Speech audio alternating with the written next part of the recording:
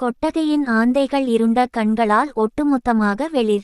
அவை தலை, முதுகு மற்றும் மேல்நோக்கிகளில் பஃப் மற்றும் சாம்பல் கலவையை கொண்டுள்ளன, மேலும் முகம், உடல் மற்றும் அண்டர்விங்ஸில் வெள்ளை நிறத்தில் உள்ளன. இரவில் பார்க்கும்போது அவை அனைத்தும் வெள்ளை நிறத்தில் தோன்றும். கொட்டகையின் ஆந்தைகள் கூடு மற்றும் குழிவுகள், கைவிடப்பட்ட களஞ்சியங்கள் மற்றும் பிற கட்டிடங்கள் மற்றும் அடர்த்தியான மரங்கள்.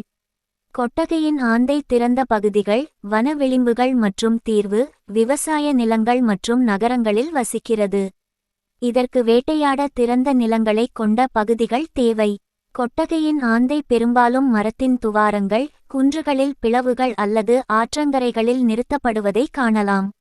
களஞ்சிய ஆந்தைகள் இரையின் பறவைகள். அவர்களின் உணவில் கொறித்துண்ணிகள் மற்றும் பிற சிறிய பாலூட்டிகள் உள்ளன, முக்கியமாக வோல்ஸ், எலிகள் மற்றும் ஷ்ரூஸ், மற்றும் அவ்வப்போது வெளவால்கள்,